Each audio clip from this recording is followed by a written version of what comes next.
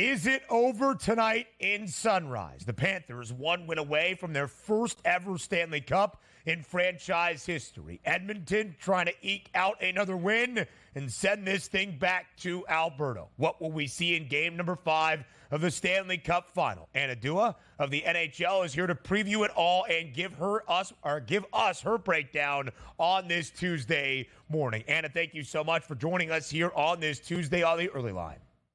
Thanks for having me. Season's almost over, guys. And the reason we have a game 5 is because of Saturday in Edmonton. A game that maybe some thought Edmonton could win to avoid the sweep against Florida. I don't think anybody, Anna, was expecting a 7-goal margin in an 8-1 Oilers win. 8 goals against Sergei Bobrovsky, who gave up 5 on 11 shots faced and was yanked from game number 4. How did Saturday night's blowout come to be? Yeah, I don't think anyone saw that coming. That's like the all-time best puck line look if you took that in that game, because that was insane for the Edmonton Oilers. I thought they would win that one. I didn't think the Florida Panthers were going to sweep, but that was a statement victory by Edmonton. This entire team showed up. Connor McDavid had a 4-point night for himself, and their role players too, like Dylan Holloway had a 3-point night. Top to bottom, great game by the Edmonton Oilers.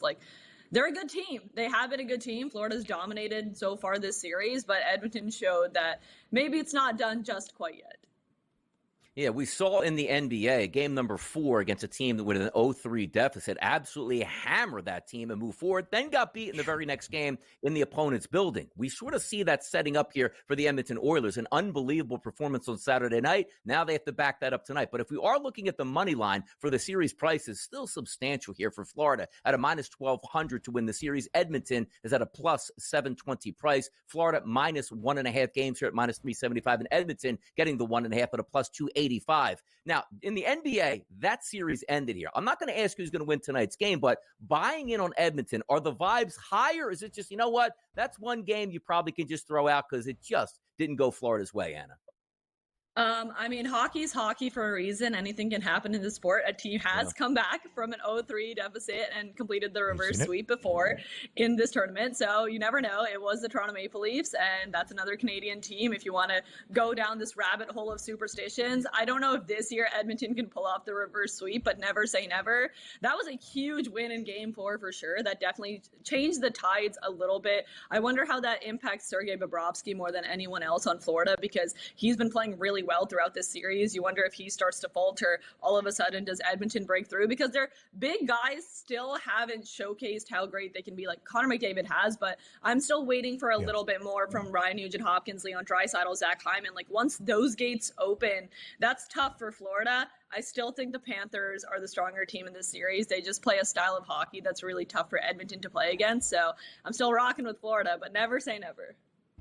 And Florida's still a minus 1,200 favorite to win Lord Stanley's Cup, and they still have a 3-1 series advantage headed back to Sunrise for game number 5 on home ice tonight, where they have been victorious by a 3-goal margin in each of the first 2 games of this series. So, Anna, as we look at the series outlook overall, how much do you weigh momentum into this when it's not just a win for Edmonton, but a 7-goal difference? Does that carry over? Does Sergei Bobrovsky still have that confidence? What do you think is the biggest change we will see in game 5 tonight?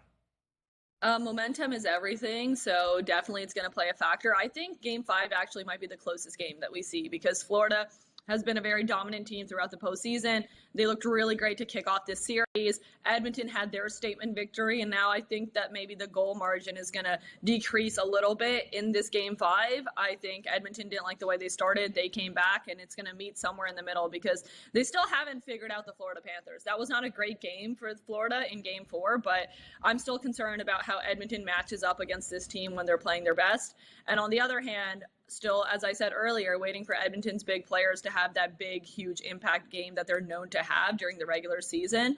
If they have that, you wonder how Florida responds. I think this is going to be one where we see maybe a 1-goal differential. That's what I'll say. Home ice advantage. We'll see how it plays out tonight. And also the Cup, once again, will be in the building, and the Florida Panthers are expecting to win this. And also from an odds perspective, at the FanDuel Sportsbook, overnight lines, minus 134 price here for Florida. That's actually increased now to a minus 140 price live, and a total listed at 5.5. But also, as you talk about, Anna, other players being able to step up. The one guy it seems like we're waiting on here, Zach Hyman, the leader here in the goal-scoring market for game number 5 at a plus 135 price, followed by Reinhart, McDavid, and Draisaitl. The keys to the game here, let's just start with the Edmonton Oilers. Is it the big line has to dominate tonight, or is it the stars that we haven't seen shine yet, like a Zach Hyman finding the back of the net?